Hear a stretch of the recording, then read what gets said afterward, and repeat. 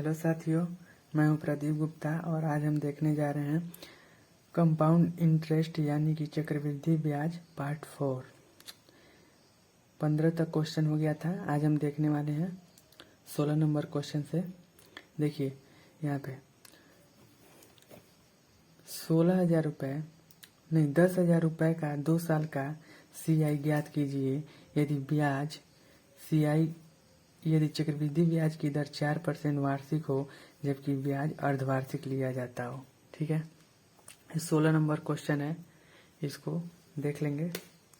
देखिए P बराबर कितना दिया है, यहाँ पे देख लेंगे। P बराबर कितना दिया है, यहाँ पे P बराबर दे दिया है 16,000 रुपये, नहीं 10,000 रुपये, 10,000 रुपये दिया है। ठीक है, T बराबर कितना दिया है, T बराबर दिया है 2 वर्ष। ठीक है, और R बराबर कितना दिया है 4%, 4% पर एनम। पर एनम का मतलब वार्षिक, यानी कि 1 साल का चक्रवृद्धि ब्याज कितना है 4% है। ठीक है, लेकिन ब्याज ले कैसे रहा है अर्धवार्षिक, यानी कि 6 माह पे ले रहा है। तो सबसे पहले हम यहाँ पे निकालेंगे। मान लीजिए 12 माह का ब्याज कितना दिया है 4% दिया है। ठीक है, तो 6 माह का ब्याज कितना होगा, मान लीजिए x होगा। ठीक है, 6 दूना 12, 2 से काटेंगे 2 बार में कट जाएगा, तो x बराबर कितना आ गया 2%। यानी कि 6 माह पर जब लेगा ना तो यहाँ पे 4% नहीं 2% लेगा। ठीक है, तो देखिए यानी कि हमको ब्याज कितने बार देना पड़ेगा, 4 बार देना पड़ेगा। तो देखिए हम इसको रेशियो मेथड से करेंगे जो बहुत ही आसान होता है। मान लीजिए यहाँ पे लिख लीजिए आप लोग, इसका रेशियो बनेगा 4/6/46 41 1 यही बनेगा। ठीक है, तो सबसे पहले यहाँ पे 10,000 का 4% निकालेंगे। 4/100, 0 से 0 कट जाएगा और 100 में 4 का गुणा करेंगे कितना आ जाएगा 400। तो यहाँ पे लिखेंगे 400 नहीं 2% ना, यहाँ 2% निकालेंगे तो यहाँ पे कितना आ जाएगा 2 आ जाएगा। 6 माह पे ले रहा है ना, तो यहाँ पे कितना आ जाएगा 100 दूना कितना होता है 200, तो यहाँ पे लिखेंगे 200 रुपये। ठीक है, 200। अब देखिए अब ना 200 का 2% निकालेंगे। ठीक है, तो 0 से 0 कट जाएगा कितना आ जाएगा 4 आ जाएगा। ठीक है, तो यहाँ पे लिखेंगे 4। अब फिर से यहाँ पे 4 आया ना, 4 का 2% निकालेंगे 2/100। तो यहाँ पे देखिए 2 0 नीचे है ना, तो ऊपर लगा देंगे कितना हो जाएगा यहाँ पे 4 गुणे 0.02, तो कितना यहाँ पे आ जाएगा 4 दूना 8, 4 दूना कितना होता है 8। तो यहाँ पे लिखेंगे 0.08, यहाँ पे लिख देंगे कितना 0.08। ठीक है, अब देखिए अब यहाँ पे आ गया ना 0.08, इसका निकालेंगे 2%। 0.08 का 2% निकालेंगे 2/100। तो यहाँ पे देखिए 2 0 नीचे है ना, तो इसको कैसे क्या लिख सकते हैं 0.08 गुणे 0.02, तो कितना यहाँ पे निकल के आ जाएगा 0.8 दूना 16। 4 स्थान पे दशमलव है ना, तो 4 स्थान पे लगा दिए हैं। ठीक है, तो यहाँ पे आ जाएगा कितना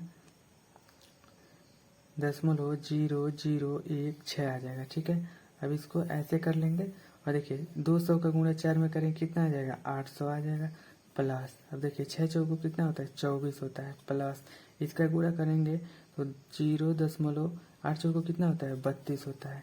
यहाँ पे लिख दिए हम 32, और 8 चौको कितना होता है 32, और 3 स्थान पे कितना रहेगा, यहाँ पे 3 स्थान पे रहेगा दशमलव। जैसे मान लीजिए यहाँ पे गुणा करेंगे 0.08 का 4 में, तो 8 चौको कितना होता है 32 का 2 हासिल 3, यहाँ पे लिख देंगे 0। कितने स्थान पे दशमलव 3 स्थान पे नहीं 2 स्थान पे, तो यहाँ पे लगा देंगे 2 स्थान पे, यहाँ पे 32 हो जाएगा। ठीक है, अब देखिए यहाँ पे लिख दिए 32, अब प्लस। अब देखिए इसका गुणा करेंगे तो कितना आएगा 0.0016 आ जाएगा। ठीक है, ये ऐसे है, इधर का है पार्ट। ठीक है, तो अब सबको जोड़ लेंगे तो यहाँ पे आ जाएगा 0.000, देखिए 24.000। अब देखिए दशमलव के बाद कितना दिया है 3 2, उसके बाद दशमलव के बाद 0.016 दिया है। ठीक है, अब इसको जोड़ेंगे तो 6.123.428, यानी कि 824.3216, ये हमारा CI हो जाएगा। यही हमारा राइट आंसर हो जाएगा, जो ऑप्शन नंबर डी में दिया है। इससे आसान तरीका अब नहीं है, सबसे आसान तरीका यही है। 4 बार जब अर्धवार्षिक रूप से ब्याज लिया जाता हो तब रेशियो मेथड बहुत ही आसान होता है। अब इसी तरह से हम लोग अगला क्वेश्चन देख लेंगे। देखिए दिया है 10,000 रुपए की धनराशि को 10% CI की दर से 4 वर्ष के लिए एक बैंक में जमा किया गया है, तो बताइए 4 वर्ष बाद CI तथा SI का अंतर क्या होगा। देखिए इस क्वेश्चन को अभी छोड़ते हैं, अभी लास्ट में करेंगे। देखिए अगला क्वेश्चन दे रहा है, सीता ने 5,000 रुपए 10% साधारण ब्याज दर पर तथा पर 2 वर्षों के लिए जमा किए।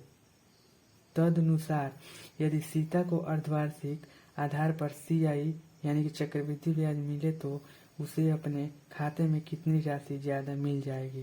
तो देखिए सबसे पहले मूलधन यहाँ पे कितना दिया है 5,000 रुपए दिया है, 5,000 रुपए दिया है। ठीक है, और R बराबर कितना दिया है 10% दिया है। ठीक है, और T बराबर कितना दिया है 2 ईयर्स दिया है। इतना हो गया। अब देखिए तो सबसे पहले हम लोग क्या निकालेंगे साधारण ब्याज।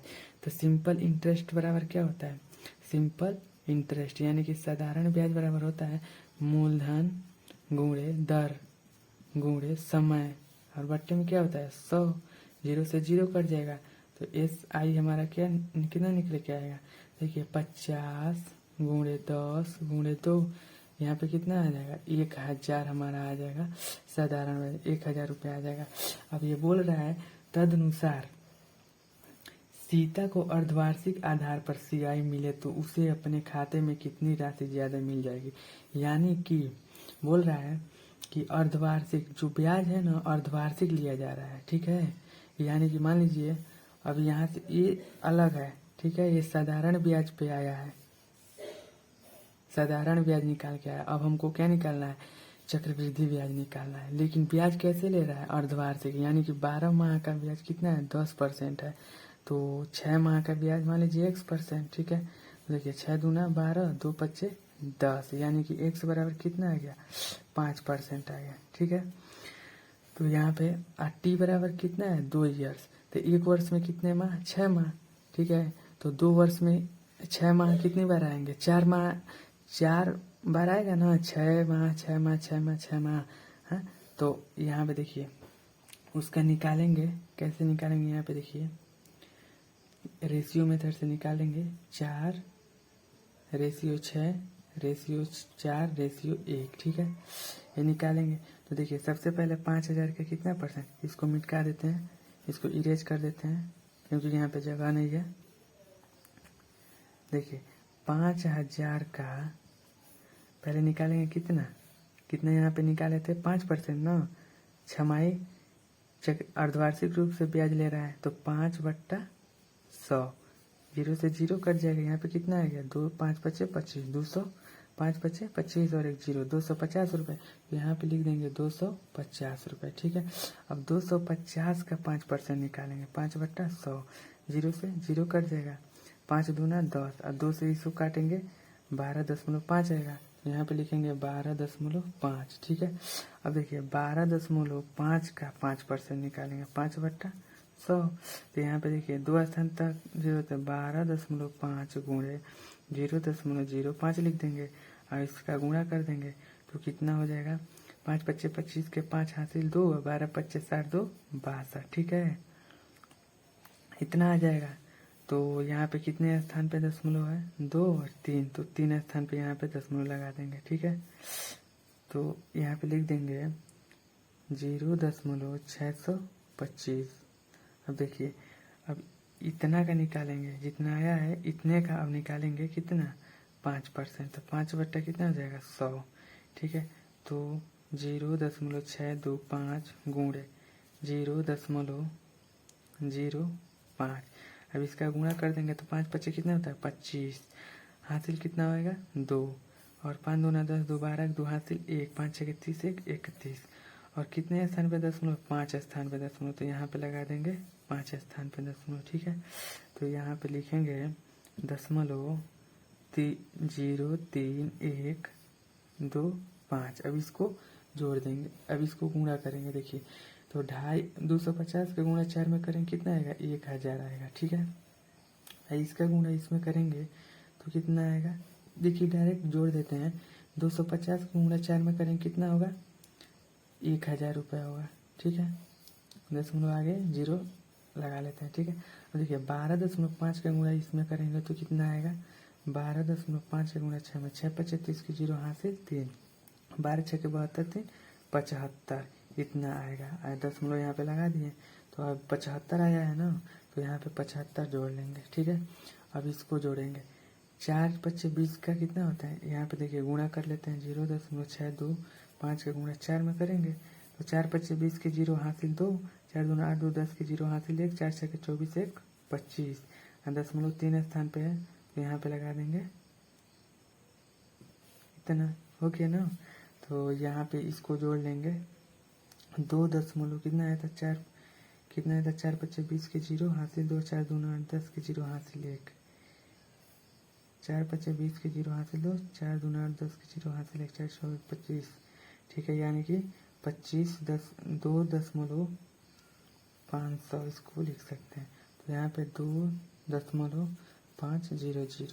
यहाँ पे 0 लिख सकते हैं। अब इसका गुणा इसमें करेंगे तो इतना ही आएगा, कितना 0 3 1 2 5। तो यहाँ पे लिखेंगे, देखिए 5 और 2 कितना होता है 7, और यहाँ पे कितना है 7, यहाँ पे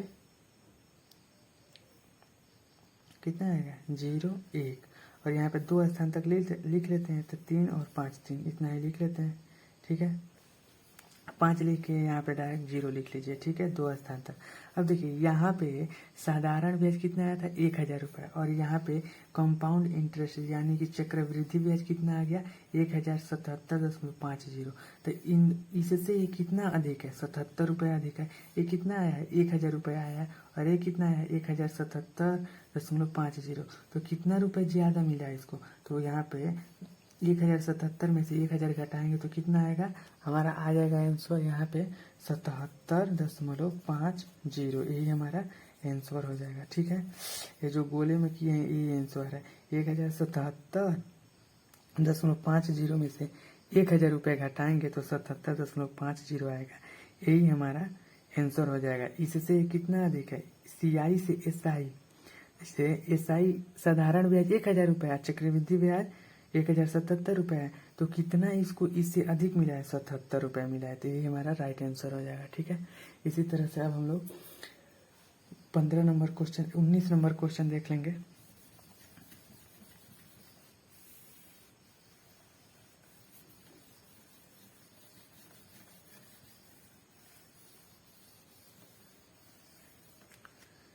देखिए 320 रुपये का साधारण ब्याज 80 रुपये है, जबकि समय तथा दर का संख्यात्मक मान बराबर हो तो दर ज्ञात कीजिए।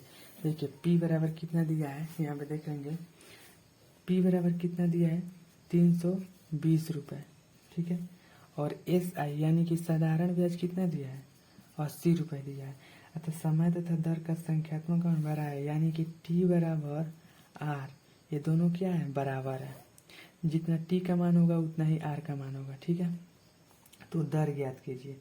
तो देखिए साधारण ब्याज का फार्मूला क्या होता है, साधारण ब्याज बराबर मूलधन कितना दिया है 320 रुपये, मूलधन गुणे दर कितना है R है, और दर गुणे समय का मान भी कितना है R है, अवट्टे में 100। ठीक है, 0 से 0 कट जाएगा। ठीक है, साधारण ब्याज कितना है 80 है, तो यहाँ पे हम 80 रख लेते हैं 80। अब देखिए 10 का गुणा 80 में करेंगे कितना होगा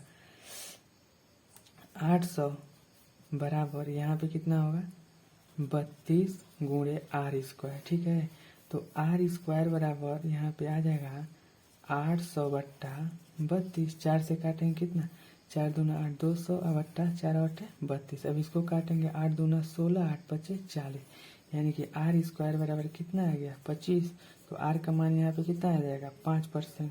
ये हमारा 10% आ गया, ये हमारा राइट आंसर हो जाएगा। ठीक है, 25 को क्या लिख सकते हैं 5 पे पावर स्क्वायर, स्क्वायर से स्क्वायर खत्म, यहाँ पे आर बराबर कितना आ जाएगा 5%। ये हमारा राइट आंसर हो जाएगा। इसी तरह से हम लोग 20 नंबर क्वेश्चन देख लेंगे।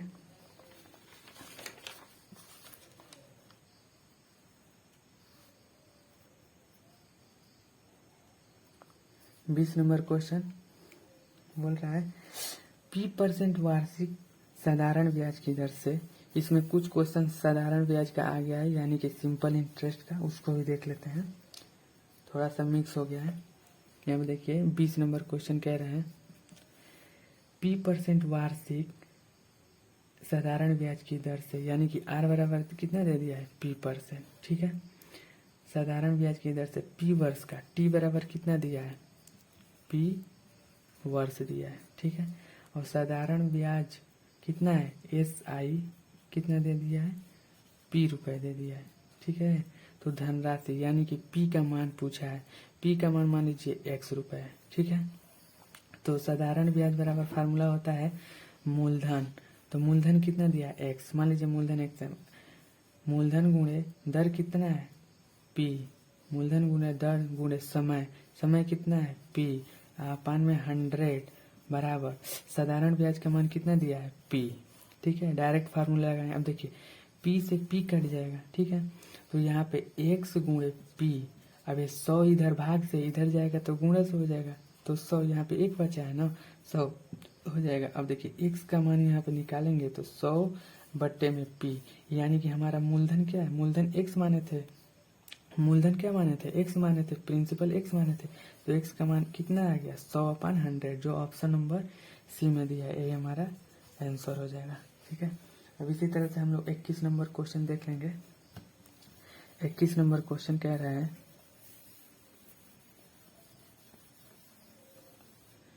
21 नंबर क्वेश्चन, कोई धन 5 वर्ष में 10% वार्षिक साधारण ब्याज की दर से 7500 रुपये हो जाता है, तो वह धनराशि ज्ञात कीजिए। देखिए कोई धन है 5 वर्ष में, T बराबर कितना दे दिया है 21 नंबर, T बराबर कितना दिया है 5 वर्ष।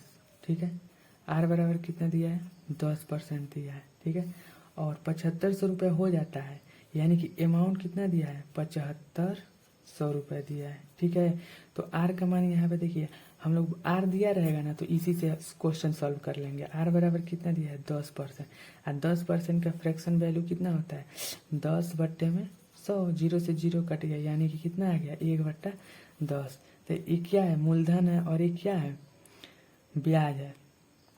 ये सही बराबर क्या होता है R/T होता है ना, तो ये क्या है, इसमें अगर 5 वर्ष दिया है ना साधारण ब्याज, तो 5 से गुणा कर देंगे तो यहाँ पे कितना आ जाएगा 5 बट्टे में 10, यानी कि हमारा मूलधन कितना है 10 रुपए और साधारण ब्याज कितना है 5 रुपए, और दोनों को जब ऐड कर देंगे तो 15 रुपए हमारा अमाउंट आ जाएगा। अमाउंट बराबर दे दिया है 7500 रुपये। ठीक है, तो 15 पचे कितना होता है 75, यानी कि 1 यूनिट का मान कितना आ गया 500। तो हमारा मूलधन पूछ रहा है, तो मूलधन में यहाँ पे 10 यूनिट था ना मूलधन, तो 500 से गुणा कर देंगे तो यहाँ पे 5000 हमारा मूलधन निकल जाएगा। यही हमारा राइट आंसर हो जाएगा। मूलधन हमारा कितना था 5000 रुपये। ठीक है, अब हम लोग 22 नंबर क्वेश्चन देख लेंगे।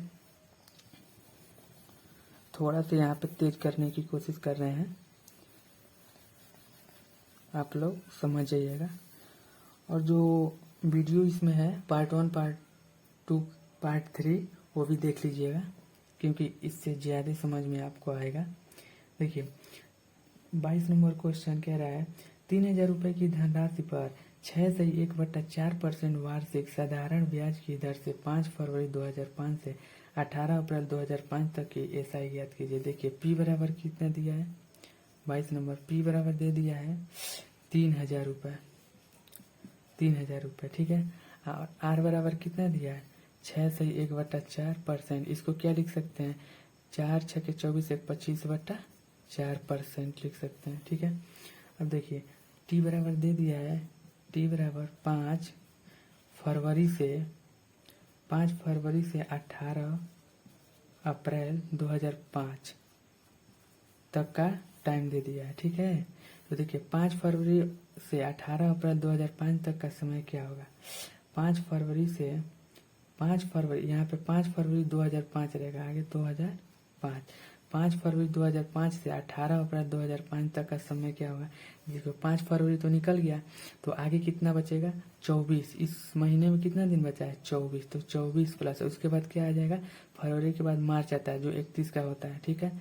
अब प्लस अप्रैल, तो 18 अप्रैल है ये है, इसको जोड़ेंगे तो 8 1 9 4 13, यानी कि हमारा टोटल 73 दिन आ जाएगा, ठीक है। तो अब देखिए फार्मूला लगा देंगे, मूलधन कितना है 3000 रुपये, तो मूलधन गुणे दर, दर कितना है 25/4 अपन में 100, मूलधन गुणे दर गुणे समय कितना दिया है 73 दिन। अब देखिए ये डेज में आया है, डेज में, तो एक साल में कितना, इसको वार्षिक बोल रहा है ना, तो वर्ष में चेंज करेंगे तो यहाँ पे 365 से गुणा कर देंगे। और देखिए अब हो गया, अब इसको सॉल्व कर देंगे, 2 जीरो से 2 जीरो कट जाएगा, ठीक है। और देखिए 73 का 73 पच्चे 365 होता है, 5 पच्चे कितना होता है 25 होता है, ठीक है। यहाँ पे कितना आ गया 30 गुणे 5, यहाँ पे बचा 30 गुणे 5/4, तो यहाँ पे आ जाएगा हमारा 150/4। जब काटेंगे तो हमारा आ जाएगा 4 3 12, यहाँ पे लिख लेते हैं 4 3 12, और उसके बाद 4 7 28, 37.5, 37.5 यहाँ पे आ जाएगा, 37 रुपये 50 पैसा हमारा क्या आ जाएगा, साधारण ब्याज आ जाएगा, यानी कि SI हमारा आ गया कितना 37 रुपये 50 पैसा हो जाएगा। इसी तरह से हम लोग अब क्वेश्चन नंबर 23 देख लेते हैं। क्वेश्चन नंबर 23,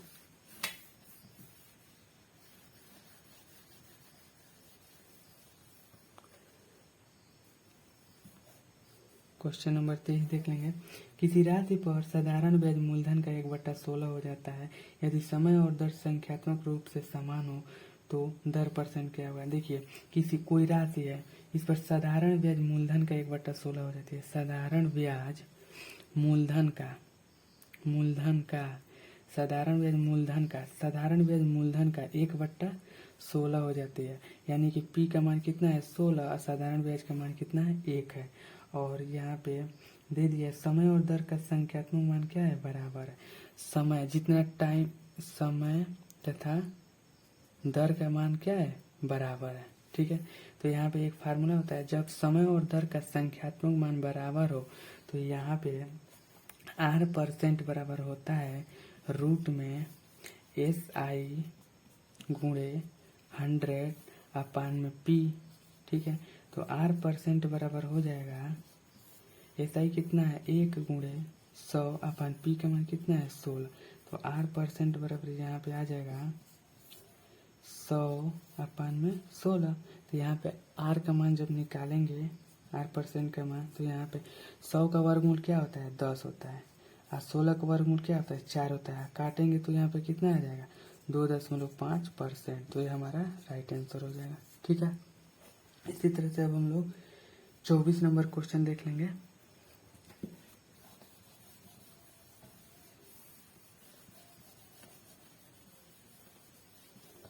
चौबीस नंबर क्वेश्चन देख लेंगे, जो कि इस पार्ट का लास्ट क्वेश्चन है।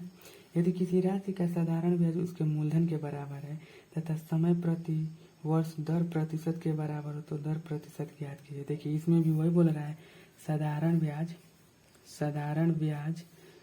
मूलधन के बराबर हो, किसी राशि का साधारण ब्याज मूलधन के बराबर हो। मान लीजिए साधारण ब्याज है,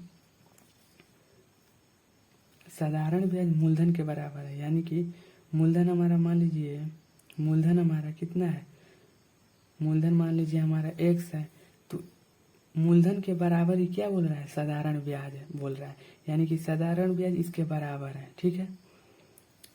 यहाँ पे देख लीजिए क्वेश्चन बोल रहा है यदि किसी राशि का साधारण ब्याज उसके मूलधन के बराबर है, ठीक है।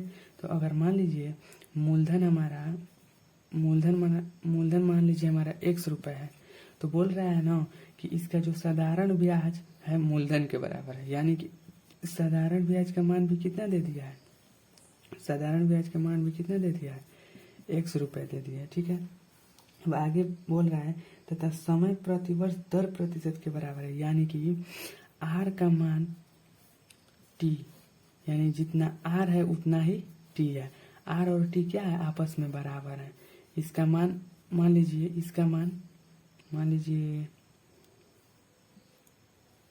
इसका मान लीजिए ना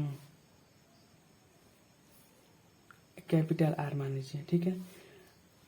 आर का मान भी कैपिटल आर है और टी का मान भी कैपिटल आर है, ठीक है। तो हमको बताना है दर प्रतिशत। तो देखिए साधारण ब्याज का फार्मूला क्या होता है, मूलधन, मूलधन कितना है, एक्स है, तो मूलधन गुणे दर कितना है, आर है, दर गुणे समय का मान भी कितना है, आर है, मूलधन गुणे दर गुणे समय बट्टा में 100 बराबर साधारण ब्याज कितना है, एक्स है, ठीक है। तो यहाँ पे देखिए एक्स से एक्स कट जाएगा, ठीक है। आर में आर का गुणा करेंगे तो कितना हो जाएगा, आर स्क्वायर हो जाएगा। इधर यहाँ पे एक बचा है ना, तो 100 का गुणा 1 में करेंगे कितना हो जाएगा, 100 हो जाएगा। तो आर है ना, तो यहाँ पे लिख देंगे आर स्क्वायर बराबर 10 पे पावर स्क्वायर लिख सकते हैं, 100 को क्या लिख सकते हैं, 10 पे पावर स्क्वायर लिख सकते हैं जी, स्क्वायर से स्क्वायर कट जाएगा तो आर का मान कितना आ जाएगा, 10%। ये हमारा राइट आंसर आ जाएगा, यानी कि 10% कितना आएगा, 10%। तो प्यारे साथियों आज के लिए इतना ही, थैंक यू।